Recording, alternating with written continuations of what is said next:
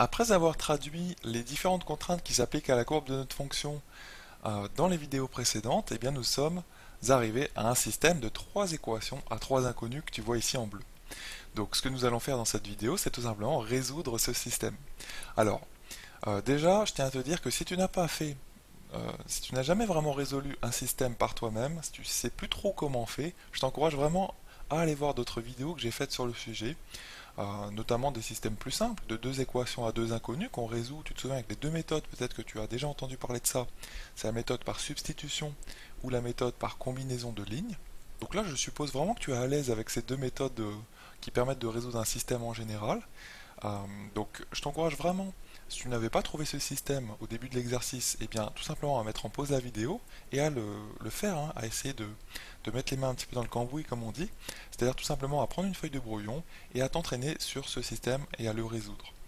Donc là, je vais aller un petit peu vite hein, pour les manipulations. Tu vas voir que les nombres sont pas forcément simples à manipuler. Euh, tout simplement parce qu'il y a des grands nombres ici, ça va donner lieu aussi à des fractions un petit peu difficiles. Donc si on a besoin, à la fin, on prendra notre calculatrice, parce que tout ne sera pas forcément simple à faire de tête. Alors, il est à noter aussi que tu peux tout à fait résoudre un tel système sur ta calculatrice, si tu veux aller vraiment très vite, mais je t'encourage quand même à le faire à la main, parce que ça t'entraîne au niveau des calculs, hein. Ça fait vraiment partie de la philosophie que j'essaie de t'enseigner, c'est très important que tu fasses des petits calculs à la main, que tu ne perdes pas l'habitude d'en faire, et que tu ne prêtes pas justement l'habitude de tout faire à ta calculatrice, parce que on perd un petit peu le sens des nombres. Sinon, tu vois, si on fait tout à la calculatrice, on ne sait plus trop euh, quelle grandeur on a sous les yeux, et ça, par la suite, ça peut te poser de problème, parce que tu pourras faire des erreurs de calcul simples par la suite, tu vois. Donc je t'encourage vraiment à t'entraîner régulièrement à faire des petits calculs comme ceci. Donc là, c'est parti. On va résoudre ce système de trois équations à trois inconnus. Et il est assez gentil quand même, ce système, tout simplement parce qu'il nous présente ici eh bien, deux équations, les deux dernières, avec les deux inconnus A et B. Donc, je tiens aussi à préciser, au fait, je ne l'ai pas dit, hein, que tu vois bien que là, on est vraiment dans la résolution d'un sous-problème de notre exercice total, hein, parce qu'on peut même dire qu'on a complètement oublié le contexte hein, de notre système, hein. Là, ce qu'on fait, c'est qu'on est vraiment dans le monde du calcul, et on s'attelle à ça, hein, on a presque oublié tout ce qu'il y avait avant. Donc là, on s'attelle à la résolution du système, ici du sous-système, de ces deux équations-ci, la deuxième et la troisième. Alors, on a du A, du B, d'accord. Là, on a 4B et B. Alors, qu'est-ce qu'on pourrait faire? Eh bien, ce qu'on pourrait faire, c'est tout simplement multiplier par 4 la troisième ligne, à gauche et à droite, fois 4 fois 4. Bien sûr, avec des parenthèses, d'accord. Et comme ceci, donc on obtient bien sûr comme troisième équation, comme troisième ligne, hein, souvent on dit ligne dans les systèmes, et bien une équation qui est équivalente, il n'y a pas de souci, on peut la multiplier par 4. Et là, on va obtenir surtout du 4b, tu vois, quand tu vas développer ici à gauche. Et donc, après, ce qu'on pourra faire, c'est une combinaison de lignes avec la deuxième, donc faire troisième ligne, par exemple, moins deuxième ligne.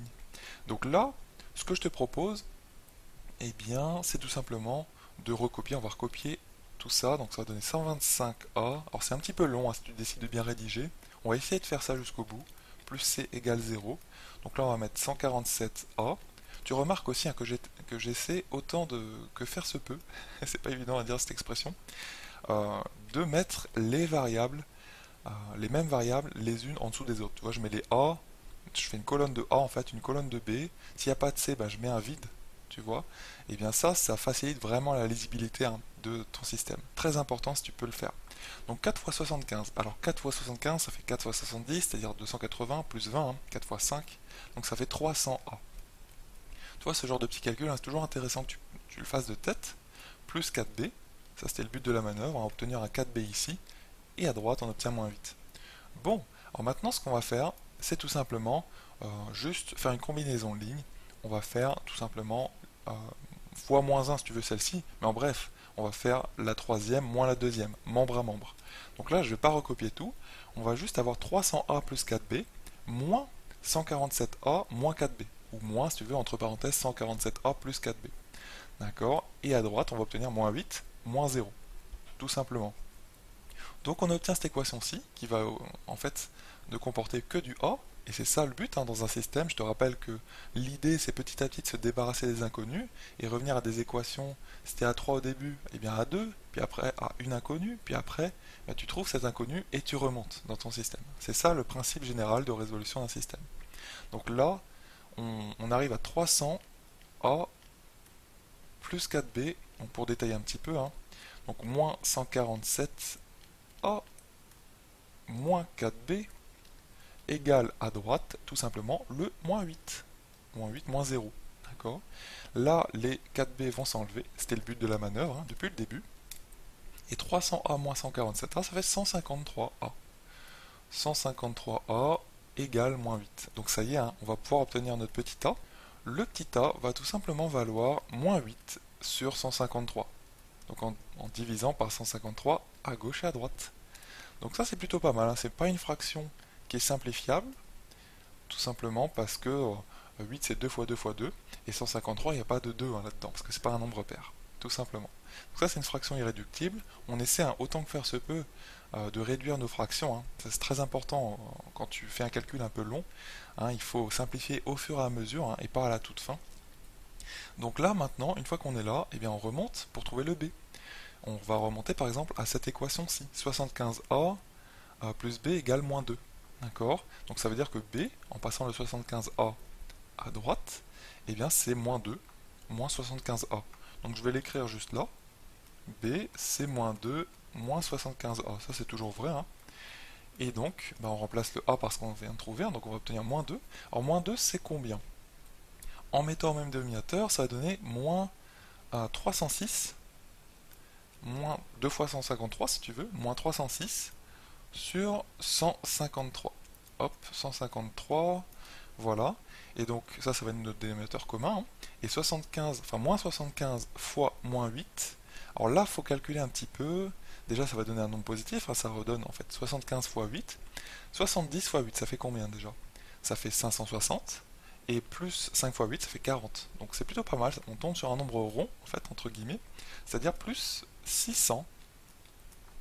Donc voilà, tout simplement. Moins 75 fois moins 8, ça fait 600. Donc on arrive à ce calcul-là, cette fraction. Ce numérateur, c'est assez simple à calculer, parce que moins 306 plus 600, tu peux diviser en deux, ça fait moins 306 plus 300, ça arrive à moins 6, plus encore 300, ça fait 294. Hein. 294 sur 153. Donc voilà pour cette fraction. Donc là, je viens de vérifier sur ma calculatrice, hein, cette fraction n'a pas l'air simplifiable. Donc on n'a qu'à la garder comme ça. Donc ça, c'est notre petit b. Donc je vais remettre b. Hop, ça y est. Hein, donc on s'achemine hein, vers la résolution totale de notre système, parce que là, on a trouvé vraiment deux inconnus sur les trois. Il ne reste plus qu'à utiliser la dernière équation, celle qu'on n'a pas utilisée encore. Hein. Il faut toujours utiliser tout ce qu'on a sous la main en mathématiques. Hein.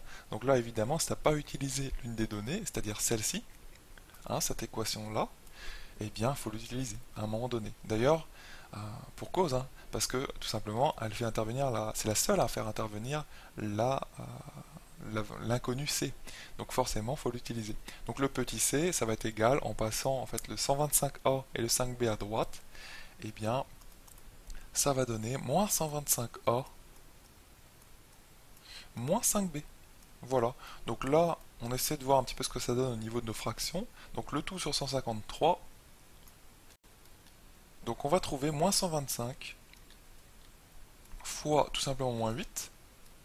D'accord, hein, c'est moins 125 fois ce moins 8 du numérateur de A. Moins 5 B, donc moins 5 fois 294. Voilà, donc ce numérateur, je te propose d'en faire le calcul tout simplement sur la calculatrice, parce que c'est quand même pas évident à faire de tête. Donc on va obtenir donc 125 fois 8. Voilà, moins 5 fois 294. Donc on va obtenir moins 470. Donc là, moins 470 sur 153. Donc voilà notre dernier inconnu, le C. Donc on va obtenir ceci. Ça c'est C, petit c. Donc ça y est, hein, on a trouvé notre expression de petit f. Le petit f, finalement, tu reprends sa forme générale et tu remplaces le petit a, le petit b, le petit c par ce que tu as trouvé. Et donc on va obtenir donc f de x égale, alors vu que tout est sur 153, eh bien on peut mettre 1 sur 153 devant, ou tu pourrais tout diviser par 153, mettre un grand train de fraction, donc fois ceci, et donc les numérateurs, donc le petit a c'est tout simplement moins 8x au cube, moins 8x au cube, plus le petit b, c'est-à-dire plus 294, et enfin le petit c, donc moins 470, hein, ces nombres un petit peu grands. Donc voilà l'expression de notre fonction petit f, et ce qui est intéressant, je t'encourage vraiment à aller la dessiner sur ta calculatrice, cette fonction. Donc c'est très simple à dessiner, hein, tu rentres ça dans ton menu graphique, et tu vas voir, si tu zoomes bien autour de cette zone-là, eh bien qu'elle satisfait les conditions qu'on avait, hein, les contraintes. C'est-à-dire qu'elle passe bien par B, au niveau de 3,5 elle a bien une tangente horizontale, et aussi eh bien, elle a bien une tangente qui est de coefficient directeur moins 2 au niveau de 5. D'accord? D'ailleurs cette tangente, pour le vérifier, tu peux la dessiner, hein. Cette tangente elle est très simple à avoir.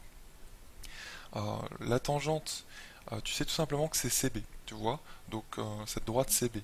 Donc son coefficient directeur, on l'avait déjà déterminé, c'est moins 2, il reste plus que son ordonnée à l'origine. Donc pour l'avoir, hein, c'est très très simple.